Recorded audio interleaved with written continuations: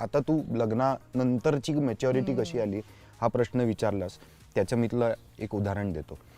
जसं आम्ही घर घेतलं तसं कामकाजाला सुरुवात झाली. घर घेतल्यानंतरचं सांगतोय आता. मग त्याचे खर्च आले, मग स्वतःचं घर म्हटलं म्हणजे स्वतःचं घर घेतलंय, पण म्हणजे आता सगळं स्टेबल आहे असं नाही, आता ते घर जपायचं आहे.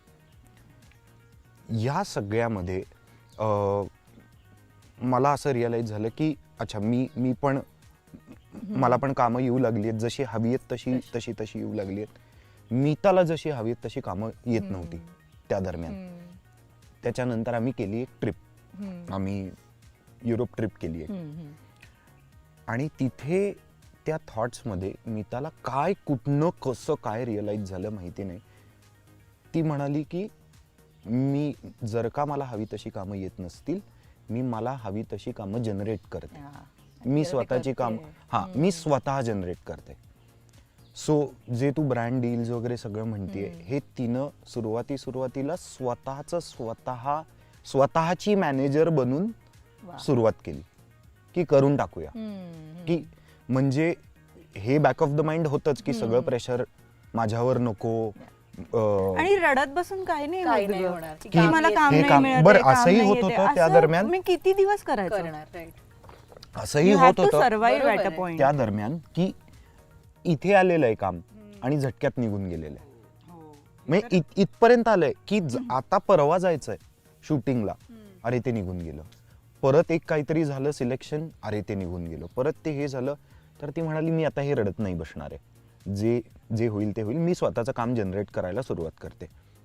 जे तिनं फार इंटेलिजंटली तिच्या जे काही बोलण्याच्या माझ्यावर जे वापरायची ते बोलण्याच्या टेक्निक्स, ते आता ब्रँड्स बाबतीत कौतुक वापरायचे. करत होत असणार आहे सिद्ध्या. आता कौतुक पूर्ण तर होऊ देणार आहे राजा. एक हिडन खूप गोड बघ झालं की कसा. हा मग मला जरा शुगर रश आला, पोहे खातोय. हा तर हे सगळं तिनं करायला सुरुवात केली.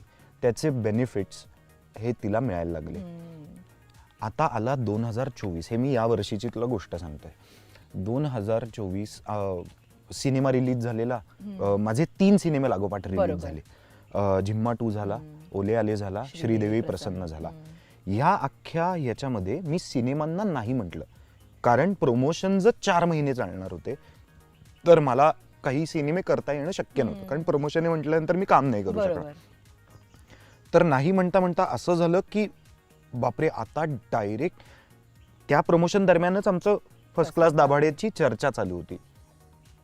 ते असं रिअलाइज झालं की हे शूटिंग जात आहे आता मे महिन्यात, आहे जानेवारी, फेब, मार्च, एप्रिल, हे मी काय करू, असं सगळं झालं.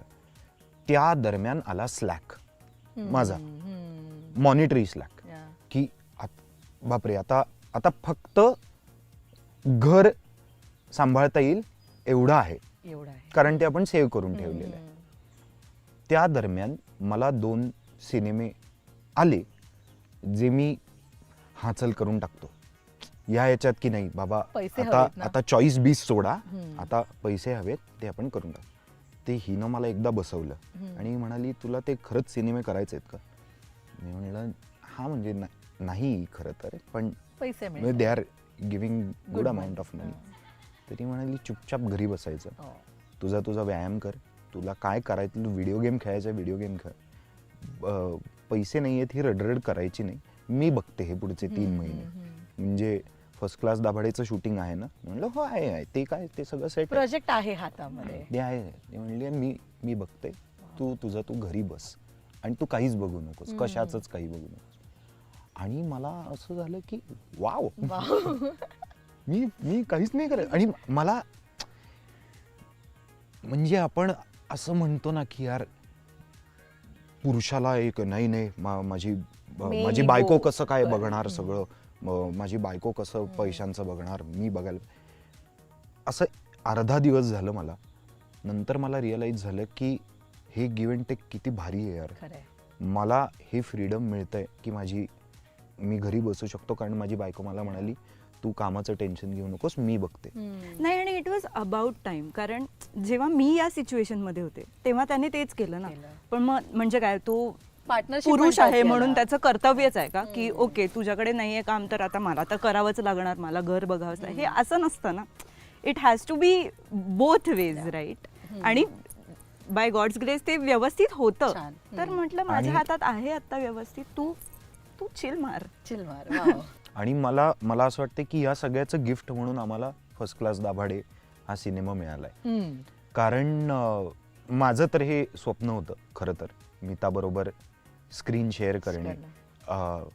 जे आम्ही शेअर केलेलं आहे ते फार इंटरेस्टिंग आहे. जे तुम्हाला जे वाटेल तसं नाही आहे, पण अगदीच तसं पण नाही तसं पण म्हणजे नाहीये. हे छान मी आहे, शून्य छान सांगू आहे. शकतो. जे आहे ते फार कमाल कमाल आहे आहे. आणि फार इंटरेस्टिंग आहे.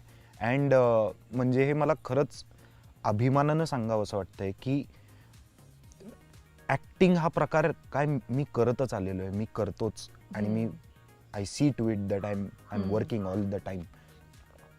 I am so happy and I am so proud की मीताला एक अशा वेळेला अशी संधी मिळालेली आहे स्वतःला ऍक्ट्रेस म्हणून प्रूव्ह Prove करून करायची. दाखवायची. हम्म. ती तिनं त्या गिवन टाइम फ्रेम मध्ये तिनं ती माझं असं मत आहे, फक्त नवरा म्हणून किंवा को ऍक्टर म्हणून नाही, एक ऑडियन्स म्हणून नाही, की तिनं प्रॉपर बुलजाय मारलेला आहे. Yeah. आणि तिनं रडू बिडू नको सकाळ सकाळ. छे छे